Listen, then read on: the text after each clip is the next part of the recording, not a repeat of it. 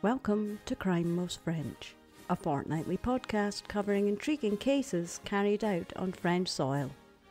Researched and narrated by Cedric and rudely interrupted by me, Melanie. We're the true crime podcast Old Alliance.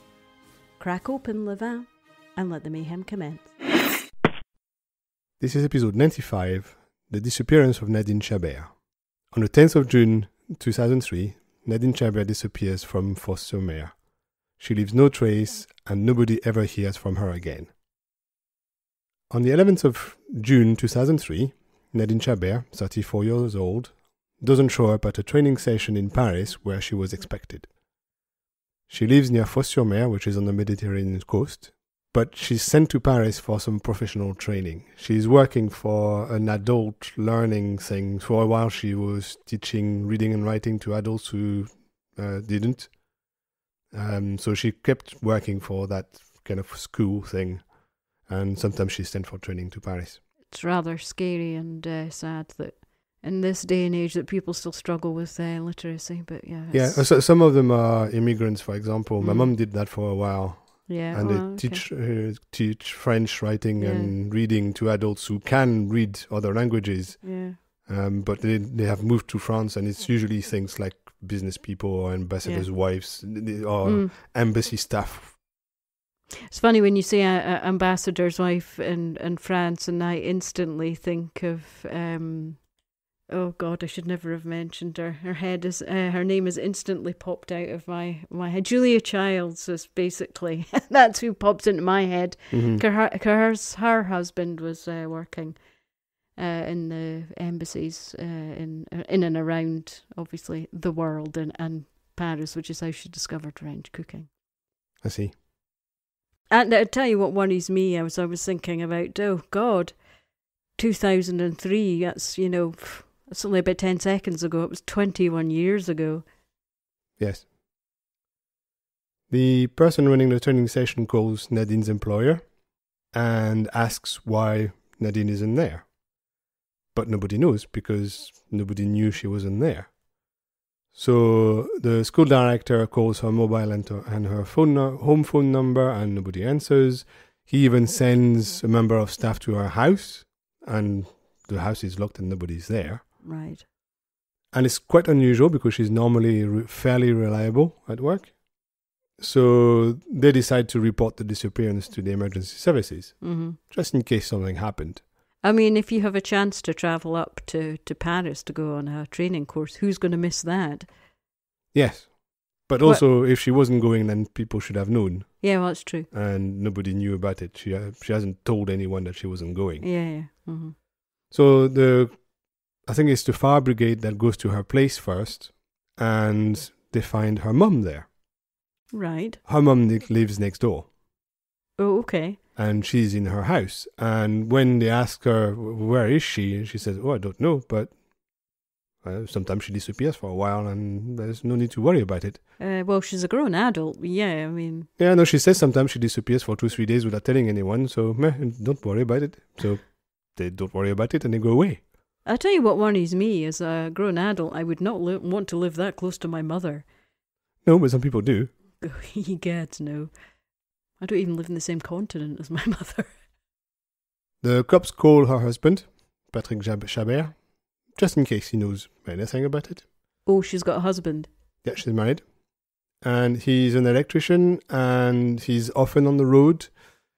For the story, which is not completely relevant, he qualified as an electrician and created his company a few years earlier, but it didn't really take off. Okay. So he had to give up on that. And since then, he had been working on building sites as the building manager thing. Mm-hmm. So he goes wherever the building sites are. Right. So sometimes he's on the road for a while. Sometimes he travels every day. So he's very often not at home. So it's not hugely unusual that he doesn't know exactly where his wife is. No, it's perfectly normal that he's away for a few days and nobody has contact with him. And he tells the Roses that he dropped off Nadine the previous day at the Intermarché roundabout, supermarket roundabout in Fos-sur-Mer, so that she could be picked up by a friend of hers to go to the Paris training. Right.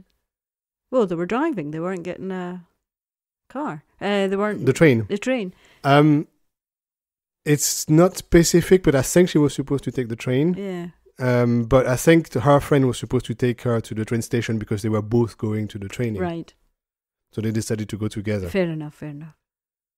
In Nadine's calendar at work, the cops find that the training session was 12th and 13th of June. So she wasn't supposed to travel until the 11th. Mm-hmm. So the day after she disappeared. She wasn't supposed to travel on the 10th. The other thing that they find in her calendar is that on the afternoon of the 10th, she had an appointment at the tribunal for divorce proceedings. Nadine and her husband were getting divorced. Okay. So the cops start having doubts at that Yes. point because it's always the husband. Yes. So- And murdering is always so much cheaper than actually getting a divorce. Yeah, and also why didn't he mention that appointment when they talked to him? And why didn't Nadine's mom mention anything about the divorce or the appointment? Yeah. And why didn't any of her friends mention that? So all these people must have known. Yeah. So in fact, when the cops questioned the husband at the police station, he denies knowing about the tribunal appointment at all. He says he had absolutely no idea. And they can't make him admit that he knew about it. But they do think he admit that he knew. They think he knew. He's just coming the. But he the says ham. he didn't know at all. Yeah. He had absolutely no idea. So he admits that they were getting a divorce. Right. He admits that the proceedings were going fine and he was signing all the papers he was given and everything. Yeah. But he denies the whole time that he knew there was an appointment at the tribunal. Well, it seems a weird thing to. It's weird to deny some of it Yeah. and not the whole thing Yeah, because exactly. he's admitted that they were getting divorced. So Yeah. at that point, it really doesn't matter if he knew that appointment. But no, he denies that he knew. Yeah, I mean, the anything cat's about out the bag, so Yeah. why bother lying? And the only reason why he would lie about it, the only reason why he would say he didn't know is because maybe he really didn't know. Mm. He also maintains that he dropped her off at the roundabout, and then he went to his grandmother's funerals, which were in the afternoon, and Nadine apparently refused to go, so he went on his own. During the questioning, Patrick says that he called her wife on her mobile from where he was on the 11th at 2:42 a.m. He called her in the middle of the night. Yes. The cops don't find any trace of that call on the family's phone at home, Right. but they find a call on her mobile at that time, but from a hotel in Toulon. And he never mentioned he was in Toulon. So they find that strange as well. Yeah. The phones also give some interesting information. Her phone stopped transmitting when she essentially, or very close to the moment she was dropped off, according to what her husband said. Nothing after that. So was it switched off? Was the battery dead? Was it destroyed? They don't know. It just stopped transmitting at that point in time. Yeah, I'm just trying to think of what phone I would have had in 2004. I think it's pre-smartphone, so your battery didn't need charging it every would last a 30 long time, seconds. Yeah, so maybe somebody switched it off rather than the battery dying, I would have Who knows? thought. They can't tell. All they Yeah. know is that it stopped It transmitting. stopped, yes. But Patrick's phone is more interesting. On the night of the 10th, he pings near Toulon, in Var. That's where he made the call. Mm-hmm. And at first, Patrick denies that he has been anywhere on the 10th. But when he's confronted with the phone records, he says that, yes, he was in Toulon for a job and he stayed there overnight. And he checked in at the Ibis hotel. The cops check, and yes, he's recorded as having slept all night over there. I mean, it's just ridiculous when you lie to the police about something as stupid as that, then they automatically think you're lying about everything. Yes, his explanation is that the trip wasn't planned and he completely forgot about it. No, but you don't say to the cops, oh yeah, I phoned my wife from home at 2:30 in the morning.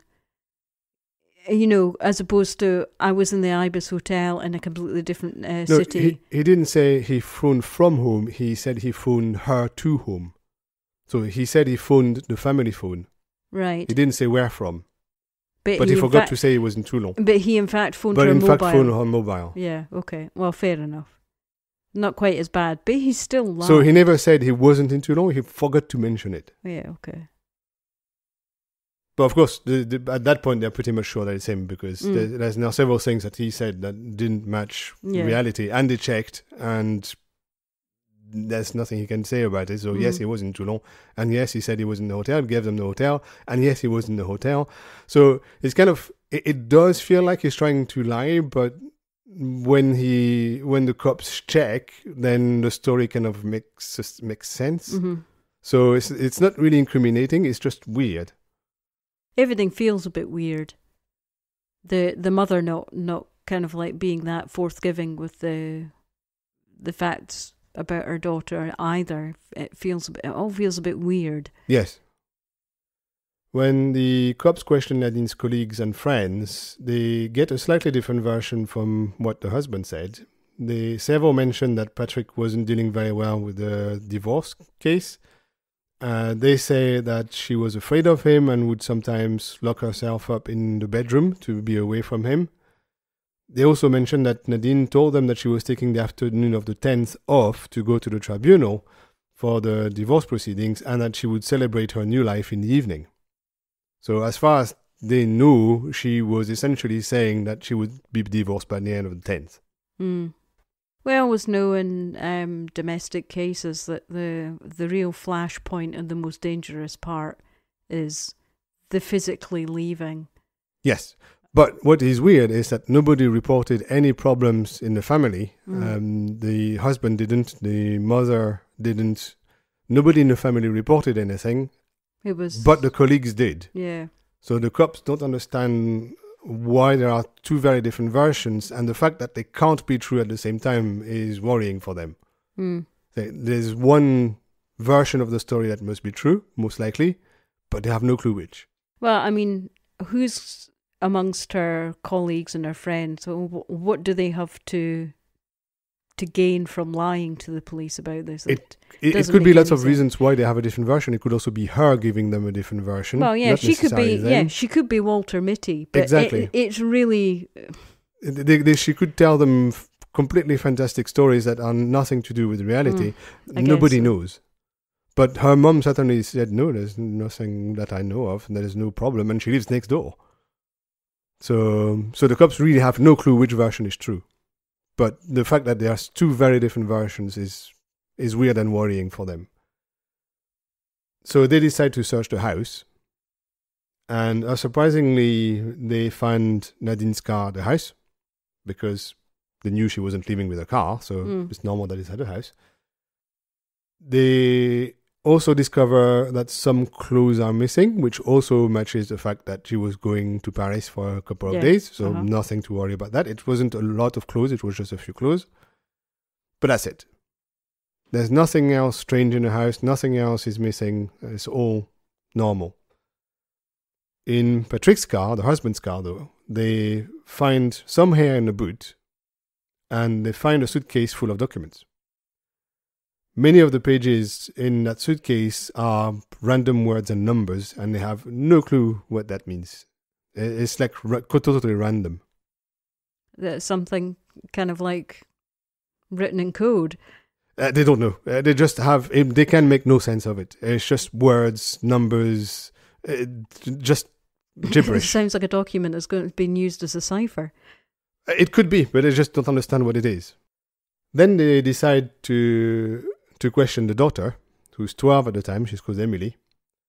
And she confirms to the cop that she had noticed a change in behavior in her mom over the last few months. And she also said that she was getting more and more into magic. She also reports that her mom had new friends and she didn't eat anymore. She even said at some point that she was putting sugar in her coffee to give her some calories because she just wouldn't eat. Her mum was into magic. Yes, she was. As in black magic. She was, well, she's 12, so she doesn't really know. But it's esotericism is just like cards and tarot and all that sort of stuff. And that's what she's more and more into. Okay, so that's a brand new kind of facet of the missing. Yes, that nobody mentioned that we before. Never knew about at all. No. The cops look into Nadine's friends and discover that it's really one friend, a woman called Patricia. She lives in Savoie, so that's the northern part of the Alps. so it's a few hundred kilometers away, with her husband. She had met Natalie at a past training session, and even though they didn't see each other too often, probably a weekend here and there, they were on the phone every night. Okay. They don't need to search for her very much because she contacts them. She calls the cops. Right. Because she had been called by Nadine's colleagues that had been instructed by Nadine that if something happened to her, they should contact Patricia. What the? That's... Now that just sounds straight out of a horror film. Yes. And she tells the cops that she thinks that Patrick is holding Nadine against her will and that he killed her. He killed her. Right. This doesn't feel like... This has gone from kind of like a straightforward marital... Yes. Marital divorce gone wrong into something made-for-TV movie that's... Yeah. It sounds straight from the 80s with all There's that black magic woo-woo. There's a lot of very, very strange stuff that people are reporting. Like, why do you tell your colleagues contact that person if something happens to me? What? Do you expect something to happen to you? I mean, I'm sure you're telling all your colleagues at work that if you're not in the next day... Yeah, but not your family, a stranger. It is very, very weird. And the fact that there's just two different versions of Nadine, there's the family version and the colleagues version, and it's totally different. The daughter who lives with them never reported anything bad between her parents. And she said it was all fine, and yes, they were getting divorced, but that was about it. She was worried for her mom, who was losing weight and was getting more and more into magic. And so she didn't like her new friends. It does seem like Natalie's kind of like losing a grip on reality rather than the fact that the husband was an abuser. Then. It does, yes. The cops also managed to understand what the gibberish was, eventually. Okay. When Emily told her about the magic... They put two and two together and they discovered that it was in fact tarot readings. Oh, on the... So on the pages it was card names and numbers from the readings, and how she interpreted them. Okay, how somebody interpreted them, but most of the writing was her writing. Right, okay, and these were in the suitcase in the husband's boot. Yes. Of the car. Yes. Right. But he never gave an explanation for that, why it was there. Right. I don't know, and I just don't know what to think. Nobody does. The cops have no idea. It's always so clear that it is the husband, but now it's beginning to look less and less like him. On the 6th of August, the cops receive an anonymous phone call. Someone tells them that they know where Nadine's body is, and they say it's in Lake Vilduc, not far from Fos-sur-Mer. It's in the lake. Mm-hmm. So they send a diving team, which has trouble finding anything in the lake because the water is really not clear. But after a few hours of searching, they decide, no, there's nobody in here. So it's not there. And then Patricia, again, contacts the cops again. Okay. And she tells them that she knows where Nadine is. This is the weirdo friend from Savoie? Yes. She says that Nadine is detained against her will at 105 Allée des Coquelicots, which is the address, in Fos-sur-Mer. So, of course, the cops go, and there they find an old woman who owns the house. And she's going, what? Yeah, she denies knowing Nadine. Yeah. She has never heard of her or any of her friends or anything like that. So she's just picked some random address. We don't know. The cops search the house and they find absolutely nothing. Scaring the crap out of this poor woman who has nothing to do with it. Yes, exactly. But the cops at that point are really pissed off because they've wasted time going to that house for absolutely no reason. So now they're thinking that Patricia's taking the piss. They call her and make her come to the police station to question her because at that point they're really, really annoyed. And she eventually admits that she got the information from a magnetizer. From a what? Magnetizer. What the hell is that? A guy who reads from magic. I don't know. So she basically... It's woo-woo anyway. Yes, okay, yes. It's complete woo-woo. And they're really, really pissed off. She got it from the Necromicron. She got it from a guy who does magic. She does know it's not the 80s, doesn't she? Yeah, no, she's a bit late for the Satanic Panic, but that's pretty much what she's saying. So after 4 months, the cops submit their report to an investigating judge, and they suspect the husband, obviously. but they have no proof, nobody, nothing. My money's on Patricia. She's an odd fish. Yes. I mean, you really don't want to judge people's lifestyles. I mean, we shouldn't really mock. I mean, people believe what they believe, but, I don't think you should be getting in the way of the authorities by giving them information that is no information. No, that's really stupid. But at the same time, that's what she believes. So yes. So trying not to be too judgy, but it's hard. So because the cops didn't go anywhere, the investigating judge moves the inquiry to a new police department in Marseille this time. Well, that's a bit further away. Yes. So they start from scratch. Mm-hmm. And the first thing they do is search the house, again, with blood dogs to see if there's any blood in the house. And dogs signal in two places. One is the bedroom's floor, and one is in Patrick's car's boot. All right. They search the two areas, they spray them with luminol or anything, and there's nothing. They're baffled. They have no idea what the dogs indicated in these places because there is no blood in those places. Mm. So they don't know what happened there. Are these kind of... Well, you're not going to be able to... I wonder if these are different dogs to cadaver dogs. They're blood dogs. So they don't sniff cadavers, they smell blood. Okay. But they indicated in two places clearly... And when they actually search with chemicals, there's never been blood. That's weird. No, they just don't understand. By that time, the analysis of the hair that they found in the boot comes back. It took a long time because there was apparently a very big backlog.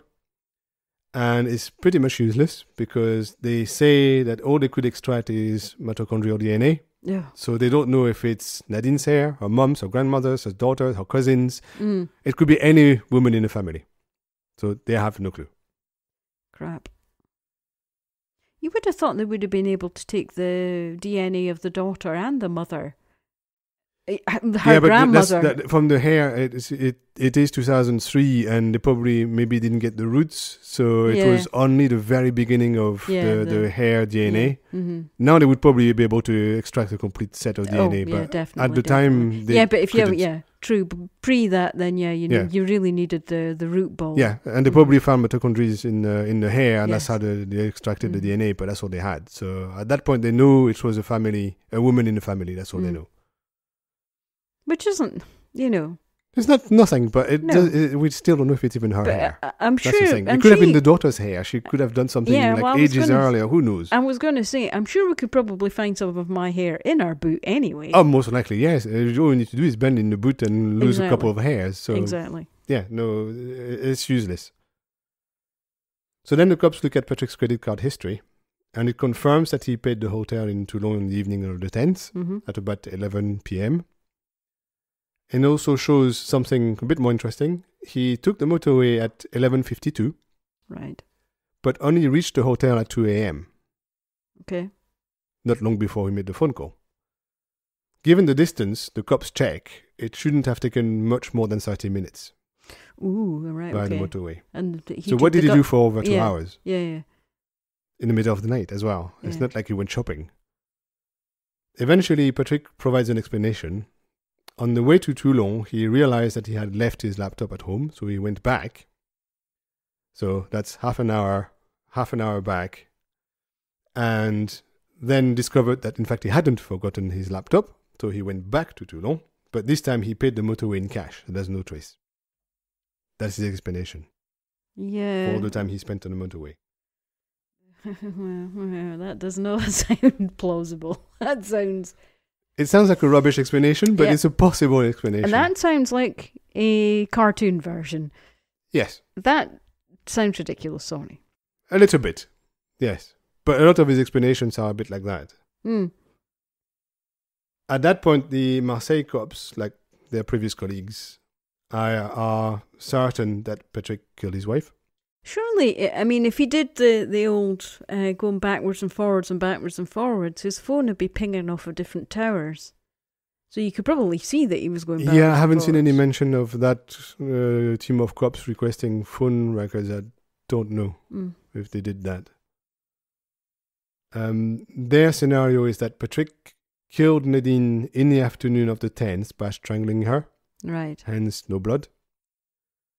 Then he put her body in his car's boot and went to his grandmother's funeral with the body in the boot, all day in the sun. And then in the evening, he took his car and drove it to his next job on a building site near Toulon. And they checked, he had a job there. And there, he would have put the body in a French concrete, think mafia in New York. Yeah. And then went to the hotel. I have a slight problem with that. You have two phases of building work, and electricians start in the second phase. They do the internal stuff. All the concreting and stuff gets done before they turn up. Yes. So, well, you have a point here, and that will come back later. Okay. But that point, it's 2000, I can't remember, 4 or 5. The building is finished, so they can't take it down to check the foundation. So oh, crap. They can't check if there's a body in there. Okay. Well, they could, surely. Well, they could if they wanted to, but that would be a bit expensive, especially if there's nobody there. Mind you, I mean, the length of time it actually takes to do the ground-penetrating radar stuff. Oh, they couldn't because there's a building on top of it. They would have to get rid of the building first. Oh, right, they would have to destroy the building, which is a prison. They would really? Yes, they would have to destroy the whole building to check the foundations, possibly for nothing. So that's not going to happen. The irony of him working on a prison. Yes. Okay. 1 year after Nadine's disappearance, Patrick is arrested for murder. He's let out on bail, probably because they have no evidence of anything. I don't know who. I mean, we don't even know where she is, how she died. I'm not convinced it's him. Yeah. So the inquiry continues for 6 years. Jesus. Okay. So it's 6 years of searches, interrogations, arrests, releases, and eventually it ends up in front of a judge for trial. Right. The trial starts on the 22nd of September 2010, 7 years after she disappeared. Oh, God, that's only about 3 months before we moved here. Yes. Unusually, Emily, the daughter, and the mother-in-law are on Patrick's side. So the civil side is on the side of the criminal who's being tried, which is very uncommon. Yeah, that's right. They're normally the... Well, you're on the side of the victim, but no, they're on the side of Patrick. None of them accepts that it's possible that Patrick did anything to Nadine. They don't want to accept it, and therefore they're on his side, so they're defending him. So the prosecution is on its own. Yeah, because normally they don't they prosecute on behalf of the family? Yes. Yeah. But not in this case. Not in this case. No. Emily and her grandmother are convinced that the cops should have searched more Patricia's way, but they didn't. Yeah, she worries me. Yeah. Unfortunately for Patrick, during questioning by the judge, he slips. He says, "We drove on the motorway." When the judge picks up and says, who's the other? He kind of babbles for a while and says that he just misspoke and he meant I. Aye, bullshit. That is not a good explanation for having said we when you said on the motorway. Now the jury thinks that it is him and Nadine's body. That's what he meant by we. Yeah. Drove on the motorway. But he says no, it's not what he meant. And as a result, he's sentenced to 20 years in prison for murdering his wife. Oh, I would not have liked to have been on that jury because I am not convinced. Well, he appeals based on the fact that there's no evidence anywhere. And therefore, there was no grounds for a 20-year conviction. Even if the cops were sure it was him, they couldn't have convicted him for 20 years. There's just no evidence. Yeah. Apart from him, coming up with a bit of a cartoon alibi and forgetting that he was in a hotel. Yes. That's about the only thing he's done fishy. Yeah. So it's Emily, the daughter, that takes on the fight because she's on the outside, obviously. And seems she's horrible. Like 18 or 19 at that point. Yeah, it's not what you want to be doing with your life when you're that age. She becomes completely obsessed with it. No. Apparently, she turned the house like you see in films with the red thread between photos. Yeah. Essentially, she turned the house into a big file, and everything is everywhere. Right. And she just reads and reads all the pieces in the prosecution's documents over and over and over to try to find a gap in there, and she can't. So she contacts an association called Action Justice, which defends victims of miscarriages of justice. Right. The guy who created the association was himself victim of a miscarriage of justice. So that's basically like the Innocence Project. Yeah, it's exactly the same, yeah. So they take on the case and they go over everything with the media again, and they find holes. For example, and there were 3 restaurants with opening on the roundabout, and the cops didn't question any of the staff or any of the customers that would have been like sitting in front of where Nadine was dropped off to know if really it happened. They never asked anybody. So we don't know. They didn't do door to door? No. Well, that seems a bit crappy. Because they could have confirmed if he had left or left her at the roundabout. But no, they never questioned anybody. Also, they never questioned the judge, the family judge, that was supposed to meet Nadine and Patrick for the divorce. Okay, yeah. They never asked her if she really had an appointment. All they had is Nadine's calendar that says appointment. That was it. They never asked the judge. They eventually did after the association take it on. And the judge doesn't remember because, of course, it's like 10 years later at that point, so she has no idea. But she kept a calendar, so she checked her calendar, and in it she finds a note that she wrote for the 10th of June, and it says, Chabert spouse unavailable. So somebody cancelled the appointment that Nadine and Patrick had with the judge. Right. She doesn't know who cancelled it, but she wrote that obviously somebody cancelled. Okay. Who cancelled it? That could also be why Patrick doesn't know, because if it was cancelled, then it never happened. Yeah, he wasn't told in the first place. He wasn't told because there was nothing to say. So that is fishy, but the cops had never asked. They also never looked closely at Patrick's story about forgetting his laptop. So the association retraces his steps based on his testimony, and they find that it matches exactly the times recorded by the cops. So the times on the motorway, the times of arrival at the hotel. If what he says he did, the times match exactly. The cops never did that. All they said is it should take half an hour. That's it. It took him more than 2 hours. That's not normal. Something happened. Well, they did it. And if you do the trip 3 times because you remember that you have the laptop when you're nearly there, come back and go back again, it takes you exactly the time it took him to do it. Also, the cops were certain that Patrick had put Nadine's body in the building site's foundation's concrete. But as you said, when an electrician is involved, it's not foundation time at that point. Yeah. It's like details inside the existing building. I put it to the cops, they have not spent enough time watching true crime.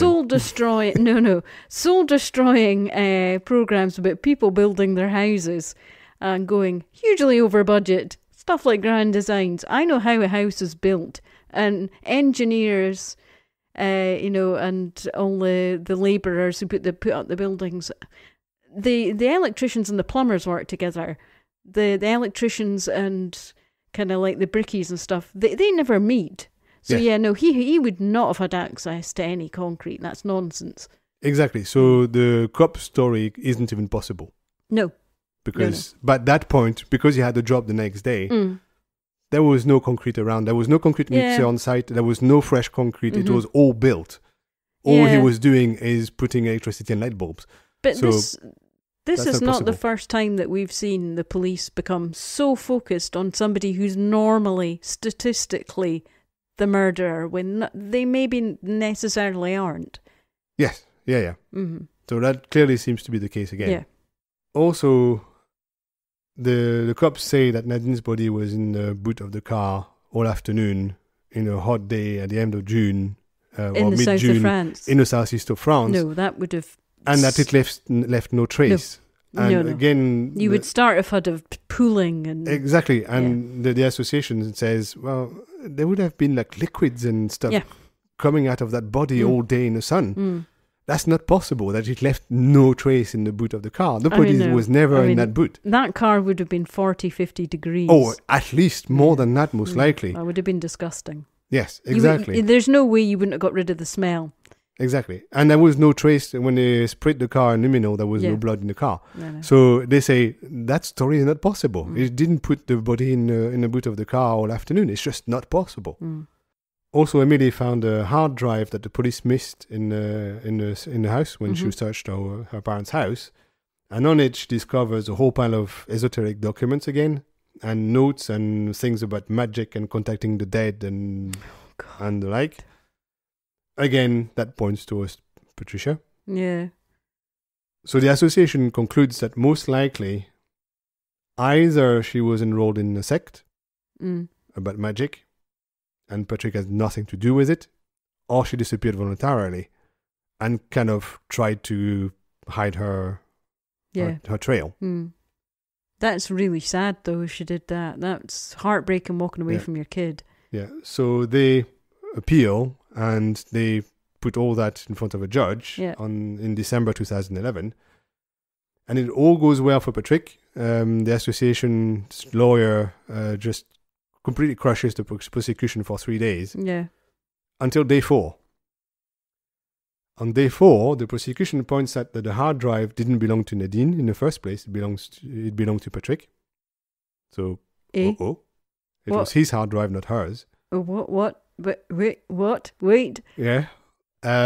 Also, he's the one who swapped it for a new one shortly after she disappeared. Oh no. It wasn't her. Oh, okay. And worse, on the disk, the prosecution finds evidence of an internet search for human body decomposition information. Oh no. And Patrick explains it by saying that he thought the corpse was in the house, and he wanted to know what to expect, when to smell what, so that he would find where the body was. Okay. Oh, this it's case not is a great explanation. This case is just going round and round like the roundabout she was dropped off at. This is just insane. He's very bad at explaining things. So after 4 hours of deliberation, the jury decided that he's innocent. And that's it. Oh, I don't know if he's innocent now. I can't tell if he's innocent. This is driving me nuts. Oh, he's totally killed her? Oh, no, wait a minute, he's not. Oh, no, I now don't know. If he's into the magic woo-woo, then I just don't know. Yeah, I have never ever looked up. I mean, we watch a lot of true crime. We even do a true crime podcast. I don't think I've ever looked for how long does a body decompose. Yeah, but we know a bit about it because we watch true crime. If he didn't, he knew nothing about it. Maybe he just was curious to know if she's in the house. How do I know if she's in the house? Because he had no idea. I don't know. That's his explanation anyway. So the family, the daughter and mother, requests a new inquiry. I think at that point it's 2016 or 13, I think. And because they say, well, somebody happened to Nadine and we still don't know what it is, so somebody has to look into it. We just can't stop here. Where the bloody hell is she? Wait, I mean, she must be dead, surely. We don't know. She might have disappeared. We don't know. So somebody has to look into it and somebody needs to find out. So they press new charges and request a new inquiry. In 2016, a new judge is appointed, a new inquiring judge, but his inquiry goes nowhere. It's still unsolved, and I think the justice closed the case by essentially in 2018 or 19. There hasn't been anything since. For the family, they still think that either she was enrolled in the sect or kidnapped by a sect, or she disappeared voluntarily. The voluntary disappearance does sound like something that could have happened because of the instructions to the colleagues to try to divert attention to somebody else. Yeah. Or it could also be that the two different versions was her preparing to have witnesses to support the fact that something happened to her when she just disappeared, and she was framing the husband, and she was getting a divorce, so she didn't give a shit at that point. I think what's making it even more probably problematical is there seems to be three different stories about this woman. There's the woman, the story that the mother and the husband tell, which doesn't agree with the story of the colleagues and the friends. And then you get a slightly different version of her from the daughter. Yes. That comments that she'd given up eating. Yes. And, you know... And she didn't like her new friends. Yeah, and I mean, it's just... There's just no consistency. You've got a husband who's behaving oddly, but, you know, behaving oddly doesn't mean that he's... There's still no evidence. Yeah. I mean, what he says is not a very good explanation for things, but at the same time, the cops have no evidence against what he says. No, I mean, it's just so weird. Yes. I mean, it just feels like it hasn't been solved because it was sloppily investigated in the first place. Yeah. I just don't know. When you add to that the fact that the afternoon is planned differently depending on who you talk to. Yeah. Also, somebody cancelled the appointment, and you can't cancel some random person's appointment. Yeah, you have to be recognized as the person who was supposed to be there. Yeah, and that Nadine. So yeah, Nadine's friend, what was it, Patricia up in Savoie? I mean, she's very fishy. Yes. So to them, that's a likely explanation, and to me, it's a likely explanation as well. And she just tried to frame her husband for revenge. We've seen films about that. So Gone Girl, yeah. Why not? But it's hard to know why she would have abandoned her daughter. But at the same time, it's hard to know why she went into magic and stuff, because nobody recognized her when she did. So we don't know. And that's it. That's the end of the story. There's been nothing since, and nobody knows anything. There's been nobody. There's been no witnesses. No nothing since. That just leaves me wanting to howl at the moon. And how do we wrap this one up in a bow? I'll tell you. Just like the husband, I can heartily recommend the Ibis Hotel. Always clean and tidy. We don't do ads. No, we're not adding, but the 3 countries we've stayed in Ibises in, they've always been clean and tidy. Yeah, they're cheap, but no, they're fine, yes.